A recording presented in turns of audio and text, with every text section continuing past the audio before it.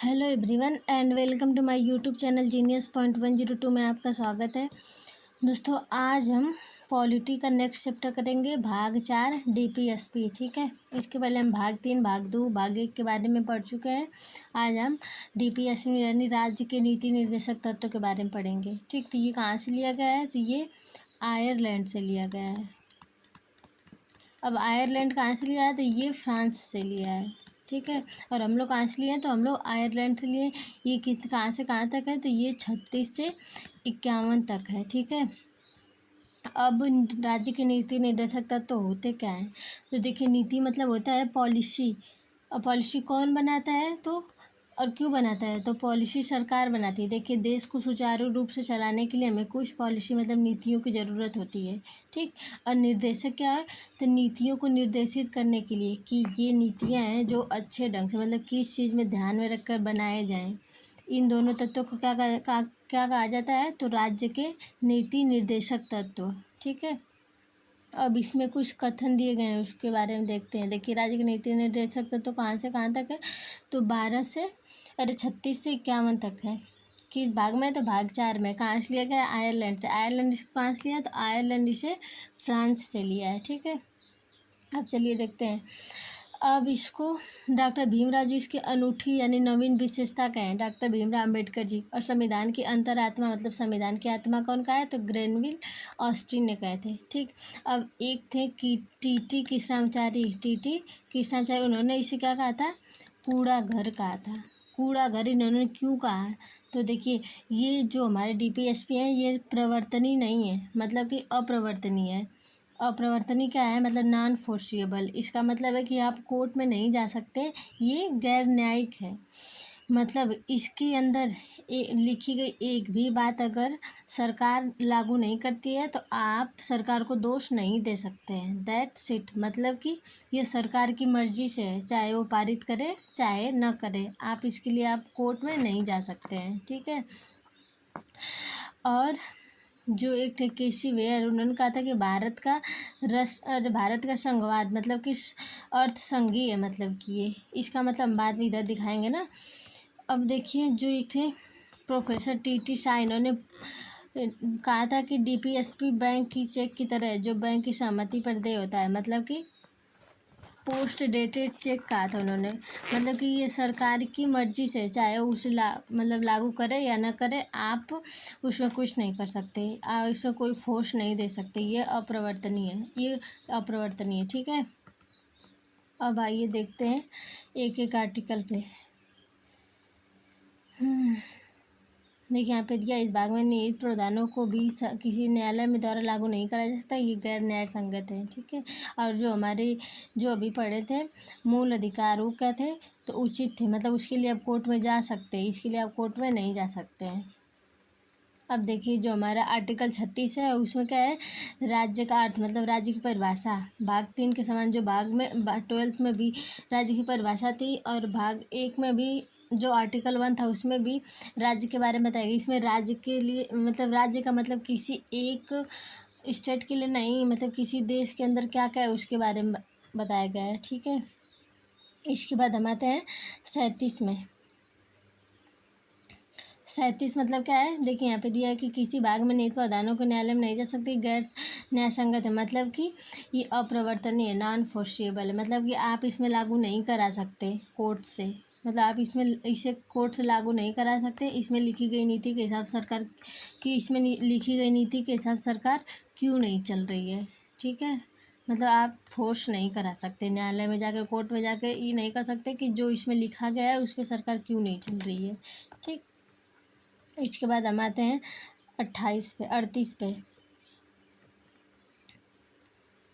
मतलब कि लोक कल्याणकारी है ये। मतलब कि अगर राज्य लोक कल्याण के लिए, कल्याण की अभिव्यक्ति के लिए जो भी, जैसे सामाजिक, आर्थिक और राजनीतिक न्याय हो, मतलब कि इसमें जितना भी जितना भी राजनीतिक सामाजिक न्याय हो, मतलब कि किसी के साथ अन्याय नहीं हो सकता है। किस में दिया गया है तो 38 में दिया गया है। और राज्य द्वारा आयु स्थिति सुविधाओं के अवसरों में असमानता को कम करना, मतलब कि किसी के साथ आयु की स्थिति में और प्लेस के सुविधाओं के मतलब कि उसमें किसी के साथ भेदभाव नहीं किया जा सकता। किस में दिया गया 38 38 क में, ठीक। किस समय मतलब किस संशोधन से किया गया है तो 44वें संशोधन 1978 में, ठीक है।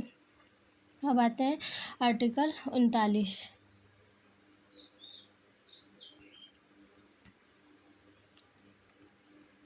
अब देखिए 39 क्या है, पूरा 39 का मतलब है कि जो समान कार्य के लिए समान वेतन, ठीक।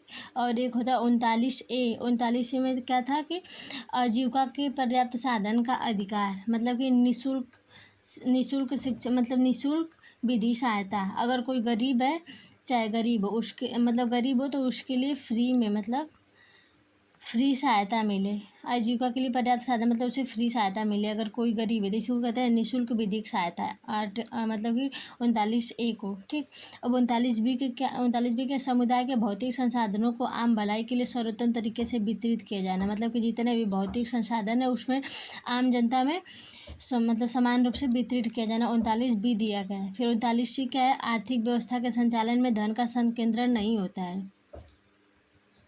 देखिए ये सब ज़्यादा इंपॉर्टेंट नहीं, बस इसमें बस याद रखे रहिएगा कि 39 में समान कार्य के लिए, मतलब समान काम के लिए समान वेतन। और एक 39A को याद किए रहिएगा कि इसको कहते हैं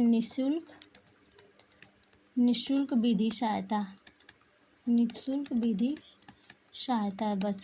और डी में देखिए पुरुषों और महिलाओं के लिए समान कार्य के लिए समान वेतन 39D में। और ये क्या है कि नागरिक के स्वास्थ्य और ताकत का दुरुपयोग नहीं किया जाता है। आर्थिक आवश्यकता पूर्ति के लिए उसे उम्र या ताकत का अनुपयुक्त व्यवसाय में प्रयोग लाने के लिए मजबूर नहीं किया जा सकता, मतलब कि उनके साथ ज़बरदस्ती नहीं कर सकते आप, उसका जो मन करेगा वो करेगा। 39E में दिया गया है, ठीक।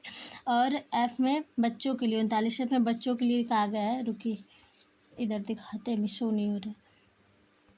ऐप में बच्चों के स्वास्थ्य तरीकों को, मतलब बच्चे के स्वास्थ्य तरीके से विकसित होने पर स्वतंत्रता और सम्मान के अवसर में सुविधाएं दिया जाए। जब बच्चे बड़े हो जाए तो उनकी स्वतंत्रता और मतलब स्वास्थ्य के लिए सुविधाएं प्राप्त की जाए। ये किस में दिया गया है तो 42वां संविधान संशोधन 1976 में। अब आते हैं आर्टिकल 40। आर्टिकल 40 में क्या है, ग्राम पंचायतों का गठन, मतलब कि राज्य को, मतलब कि हर एक, मतलब राज्य या गांव को सही ढंग से चलाने के लिए उसमें एक मुखिया, मतलब ग्राम पंचायत की व्यवस्था कराई जाएगी, ठीक है। अब इसके बाद आते हैं 41 में। इसमें काम का अधिकार, शिक्षा का अधिकार और सार्वजनिक सहायता का अधिकार, मतलब कि आप देखिए बेरोजगारी, बुढ़ापा और शिक्षा में लोक सहायता प्रदान की जाएगी, मतलब कि काम के अधिकार में कोई बुढ़ा है, बीमार है, या तो किसी को शिक्षा प्राप्त करना है तो उसके लिए लोक सहायता प्रदान की जाएगी। किस आर्टिकल में है तो 41 में। अब 42 में क्या है कि काम की मानवीय स्थिति सुनिश्चित करने के लिए मातृत्व राहत के लिए प्रावधान किया जाएगा, मतलब कि मैटरनल लॉ, मतलब कि अगर इसका कहते हैं निःशुल्क प्रसूति सुविधाएं महिलाओं के लिए, ठीक। यदि कोई महिलाएं काम कर रही है तो अगर वो प्रेग्नेंट हो जाती है तो उसके लिए इसमें मतलब कि उसको छुट्टी मिल सकती है। किस आर्टिकल में है तो 22, मतलब 42 में। अब आते हैं आर्टिकल 43।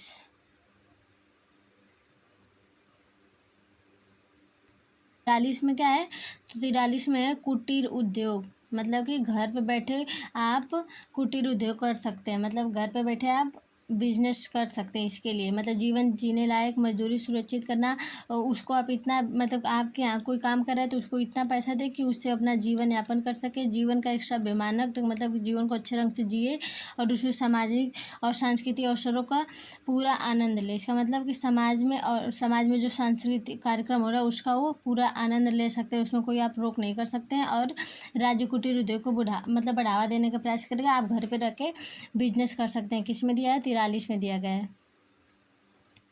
अब 43A में क्या है, राज्य किसी भी उद्योग के प्रबंधन में श्रमिकों को भागीदारी दे सकता है, मतलब कि आप कहीं जैसे कोई कंपनी में जाके काम कर रहा है उसी तरह कोई भी, मतलब किसी भी राज्य में जा कर के आप वहाँ पे काम कर सकते हैं। किस संविधान संशोधन से है तो 42 संविधान संशोधन 1976 में, ठीक। यहाँ पे 43 बी में क्या है कि सहकारी समितियों के स्वैच्छिक गठन और स्वतंत्र कामकाज के पेशेवर और प्रबंधन को बढ़ावा देना। इसमें भी यही है कि आप कहीं भी जा कर के व्यापार कर सकते हैं, वहाँ पे मतलब कि किसी भी स्टेट में जा कर के आप व्यापार कर सकते हैं। कौन सा संविधान संशोधन है? तो 97 संविधान संशोधन 2011 में हुआ था। ये कौन सा है? 43 बी में। और 44 में क्या है? समान नागरिक संहिता किसमें है? 44 में। चाहे महिला हो चाहे पुरुष हो, दोनों के लिए सामान्य रूप से देखा जाएगा। ठीक है, अब आते हैं 45 में। 45 क्या है कि राज्य 10 वर्ष के बच्चों को निःशुल्क देखभाल का प्रयास करेगा। मतलब कि जो 21A में था, कितना था कि 6 वर्ष के कम उम्र वाले बच्चों को क्या था? शिक्षा का था, लेकिन इसमें इसको खान पान के लिए लेकर एक मतलब 6 वर्ष से कम उम्र वाले बच्चों को उनकी देखभाल का कर्तव्य किसके साथ रहेगा? राज्य के साथ। 10 नहीं 6। ठीक। और 14 वर्ष की आयु पूरी करने वाले बच्चाओं के लिए अनिवार्य शिक्षा, मतलब उसमें कहाँ से कहाँ तक? 6 तक केवल था, इसमें कितना रहेगा? तो 14 वर्ष वाले बच्चों के लिए रहेगा। किस संविधान संशोधन है? तो 86वां संविधान संशोधन।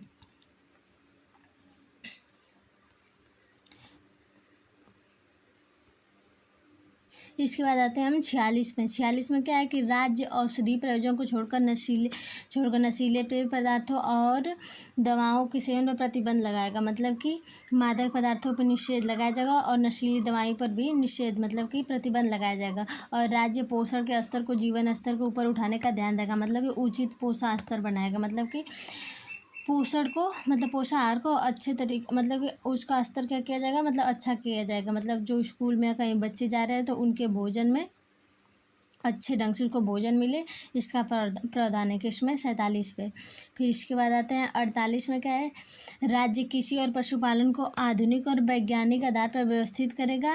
राज्य गाय और बछड़ों और अन्य दुधारू माल ढोने वाले मवेशियों के वध पर रोक लगाएगा। मतलब कि दुधारू पशुओं का संरक्षण है, गौ हत्या निषेध है और पर्यावरण संरक्षण भी है। किसमें? 48 में। अब आते हैं 49 में। 49 का है राज्य कलात्मक एवं ऐतिहासिक रुचि के प्रत्येक स्मारक स्थान और वस्तु की रक्षा करेगा। मतलब कि राष्ट्रीय महत्व स्मारकों का संरक्षण एवं संवर्धन। मतलब कि जैसे आप कहीं भी जाते हैं कोई किला उला पे, तो वहाँ पे आप उसको क्षति नहीं पहुँचा सकते। जैसे कोई जाता है तो उस पर अपना नाम वगैरह लिख देता है, हर्ट बना के आ जाता है, ये सब नहीं करना होता है। लेकिन कोई मानता नहीं है। किस आर्टिकल में है? तो 49 में है। फिर इसके बाद आते हैं 50 में। 50 क्या है? देखिए, किस राज्य सार्वजनिक सेवाओं में न्यायपालिका को कार्यपालिका से अलग करेगा। मतलब कि कार्यपालिका को न्यायपालिका से अलग करने का प्रावधान है। किसमें? 50 में। अब आते हैं 51 में। 51 क्या है कि अंतर्राष्ट्रीय शांति और सुरक्षा को बढ़ावा देना है और राष्ट्रों के बीच सम्मानजनक संबंध बनाना है। मतलब कि अंतर्राष्ट्रीय शांति और सुरक्षा को बढ़ावा दिया जाएगा। किस आर्टिकल में है? तो 51 में है। ठीक, एक बार पूरा आर्टिकल हम एक बार रिवीजन कर देते हैं। देख सकते हैं तो किस भाग में है? भाग 4 में। कहाँ से लिए गए? आयरलैंड से लिए गए। कहाँ से कहाँ तक है? तो 36 से 51 तक है। और आयरलैंड इसे कहाँ से लिया है? तो इसे फ्रांस से लिया है। अब आर्टिकल 36 में क्या है? तो राज्य की परिभाषा है। 36 में क्या है? राज्य की परिभाषा है। और 37 में क्या है कि ये अपरिवर्तनीय मतलब कि नॉन जस्टिसेबल है, आप इसके लिए कोर्ट नहीं जा सकते। किसमें है? 37 में है। ठीक, और 38 में क्या है? लोक कल्याण के बारे में बात किया गया। 39 में क्या है? 39 ए से लेकर के कहाँ तक है? तो एफ तक है। एक में क्या है कि सीधी बात इसमें क्या है कि सामान्य कार्य के लिए समान वेतन दिया जाएगा। और 39 में क्या है कि निःशुल्क विधिक सहायता है, चाहे कोई अगर गरीब है तो उससे फ्री में सहायता प्रदान की जाएगी। ठीक, इसके बाद 40 क्या है? तो 40 में ग्राम पंचायतों का गठन है। 41 में क्या है? तो बुढ़ापा, बीमारी और बेरोजगारी की स्थिति में उसे क्या दी जाएगी? सहायता दी जाएगी। किसमें? 41 में। 42 में क्या है? मैटरनल लॉ मतलब कि मात्र मतलब कि महिलाओं के लिए, महिला अगर प्रेग्नेंट हो तो उसके लिए इसमें उसको क्या छुट्टी दी जा सकती है। किसमें है? 43 में है। फिर 44 में क्या है, सामान्य नागरिक सहायता। और 43 में क्या है, 43 में कुटीर उद्योग, मतलब कि आप घर पे रह कर के कोई घरेलू मतलब बिजनेस कर सकते हैं, ठीक। फिर 44 में क्या था, समान नागरिक सहायता। और 45 में क्या था, 45 में 6 वर्ष से कम उम्र वाले बच्चों को उनकी सहायता करने का देखभाल करने का कौन कर्तव्य लेगा, तो राज्य लेगा। और इसमें एक था कि 14 वर्ष की आयु पूरी कर, मतलब 14 वर्ष तक की शिक्षा देने की भी सहायता कौन करेगा, तो स्टेट करेगी। किसमें है, 45 में। 46 में क्या है, जो अनुसूचित जाति मतलब कि ST SC और OBC के लिए विशेष प्रावधान है, 46 में। 47 में क्या है कि उचित पोषाहार, मतलब कि उचित पोषाहार दिया जाएगा। और मादक पदार्थों का निषेध है। 48 में क्या है, दुधारू पशुओं का संरक्षण है, गौ हत्या पर निषेध है। और पर्यावरण संरक्षण किसमें है, 48 में। 49 में क्या है कि जो हमारे राष्ट्रीय महत्व के लिए स्मारक बनाए गए उनके संरक्षण और उनके संवर्धन का है, मतलब उनके संरक्षण करना चाहिए, इसका प्रावधान है। फिर 50 में, 49 है ये। 50 में क्या है, कार्यपालिका को न्यायपालिका से पृथक करने की शक्ति है, किसमें, 50 में। और 51 में क्या है, अंतर्राष्ट्रीय सुरक्षा का प्रावधान दिया गया है, किसमें, तो 51 में। ये था हमारा DPSP, ठीक है। और अब हम नेक्स्ट वीडियो भाग 5 है, मतलब राष्ट्रपति के बारे में पढ़ेंगे। कार्यपालिका, न्यायपालिका, उपराष्ट्रपति, इस सब के बारे में हम कल से शुरू करेंगे, ठीक है। चलिए इसी में हम अपना मौलिक कर्तव्य देख लेते हैं, ठीक है। हम बोलेंगे, आप लोग सुन लीजिएगा, ठीक है। हमारे कितने मौलिक कर्तव्य है, तो 6। ये कहाँ से, मतलब किस भाग में है, तो भाग 4 क में है। और आर्टिकल कितना है, तो 51A में। और 21 समिति पे लाया गया था, तो सरदार सरोवर सिंह। पहले कितना था, पहले जब जोड़ा गया था तो 10 जोड़ा गया था। और उस टाइम कौन प्रधानमंत्री थे, तो हमारे इंदिरा गांधी जी थी, ठीक। अब देखते हैं कितना है, तो 11 है वर्तमान में। पहले कब था, कितना था, तो 10 था। देखिए पहला जो हमारा मौलिक कर्तव्य ये क्या था कि प्रत्येक नागरिक का यह कर्तव्य होगा कि संविधान का पालन करे, उसके आदर्श संस्थाओं, राष्ट्रीय ध्वज और राष्ट्रीय गान का आदर करे। कौन सा था, तो पहला था। लेकिन हम लोग क्या करते हैं, पूरा उल्टा करते हैं। राष्ट्रीय ध्वज का हम लोग कब प्रयोग करते हैं, जब मतलब अपने देश के प्रति हमें कब सम्मान आता है, जब इंडिया और भारत के बीच, मतलब भारत और पाकिस्तान के बीच मैच होता है तभी। नहीं तो हम 26 जनवरी के दिन जो कोई भी हम लोग ध्वज खरीदते हैं, वहाँ फहरा के लेके आएंगे, फिर घर पे उसका ले आके अनादर करेंगे, तो हमारी राष्ट्रीय भावना, राष्ट्रीय भक्ति नहीं जगती है, ठीक है। कब जगती है, जब इंडिया और पाक के बीच मैच होता है तभी तक। और दूसरा क्या है, स्वतंत्रता के लिए राष्ट्रीय आंदोलन को प्रेरित करने वाले उच्च आदर्शों को हृदय में संजोएं और उनका पालन करें। मतलब हमारे स्वतंत्रता संग्रामी के बारे में, जैसे महात्मा गांधी, जो मतलब इसमें मतलब पार्टिसिपेट किया था हमारे देश को आज़ाद कराने के लिए, उनको हमें क्या करना है, उनका रेस्पेक्ट करना है। बट हम लोग क्या करते हैं, उल्टा करते हैं, उनका रेस्पेक्ट वगैरह कुछ नहीं करते हैं, बस अपनी पार्टी, अपनी सरकार बनाने में लगे हुए हैं। किस आर्टिकल, मतलब कौन सा मौलिक कर्तव्य है, तो दूसरा है। अब तीसरा क्या है, भारत की प्रभुत्ता, एकता और अखंडता की रक्षा करे। मतलब सब लोग एक, मतलब कि एकजुट होकर रहें, बट ऐसा नहीं हो रहा है। चौथा क्या है, देश की रक्षा करे।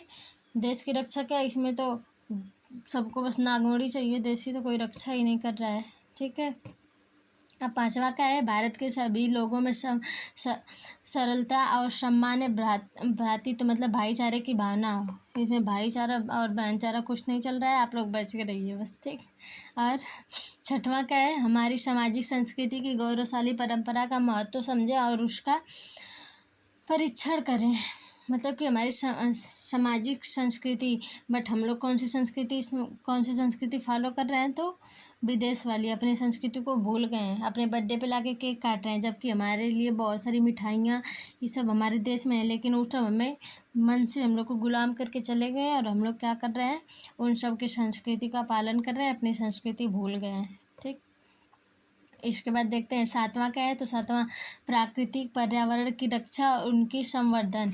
कौन सा है, सातवां, पर्यावरण की हमें रक्षा करना है। किस मतलब कौन सा है, तो ये सातवां है। फिर इसके बाद आठवां क्या है, वैज्ञानिक दृष्टिकोण और ज्ञानार्जन की भावना विकास। मान बिल्ली रास्ता काट दी तो हम लोग नहीं जाएंगे, कोई वैज्ञानिक दृष्टिकोण नहीं। ये क्यों कहा गया था कि बिल्ली रास्ता काट दी तो वहीं पर नहीं जाते थे, पहले हमारे लिए हाँ, ये नहीं था, गाड़ी वाड़ी नहीं था, हम लोग बैल लेके सब लोग जाता था। तो बिल्ली की रात आँख में चमकती थी जिससे बैल भड़क जाते थे, इसलिए कोई नहीं जाता था। लेकिन अब तो इससे हम लोग क्या मान लिए हैं, अपशकुन मान लिए हैं। ठीक।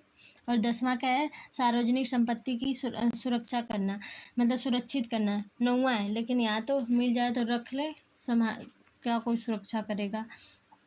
फिर इसके बाद 10वां क्या है, व्यक्तिगत और सामूहिक गतिविधियों को सभी क्षेत्रों में उत्कर्ष की ओर बढ़ने का सतत प्रयास करें। कौन सा है, 10वां है। 11 क्या है, माता पिता या संरक्षक 6 से 14 वर्ष के बच्चों को प्राथमिक शिक्षा प्रदान करें। मतलब माता पिता के लिए ये है कि आपका बच्चा 6 से 14 वर्ष के लिए अच्छे ढंग से शिक्षा दे। कौन सा संविधान संशोधन में दिया गया, तो 86वां संविधान संशोधन। देखिए, जो मौलिक कर्तव्य केवल भारतीयों पर हमारे लागू किया जाता है, विदेशियों पे नहीं। और 21 आर्टिकल में था, तो 51 के ए में भाग कौन सा, भाग 4 के ए में। ठीक, ये हमारा मौलिक कर्तव्य था, इसको आप देख लीजिएगा, हर जगह मिल जाएगा किसी भी कापी पेज के पीछे, तो याद कर लीजिएगा, इससे भी क्वेश्चन पूछते हैं। ठीक, बाकी हम नेक्स्ट वीडियो में पार्ट 5 में पढ़ाएंगे राष्ट्रपति, उपराष्ट्रपति, न्यायपालिका, कार्यपालिका के बारे में। ठीक, तो हम अपना लेक्चर यहीं समाप्त करते हैं, और वीडियो को आप लोग ज़्यादा से ज़्यादा शेयर करिएगा, सब्सक्राइब करिएगा। ठीक है, चलते हैं, मिलते हैं नेक्स्ट वीडियो में, बाय।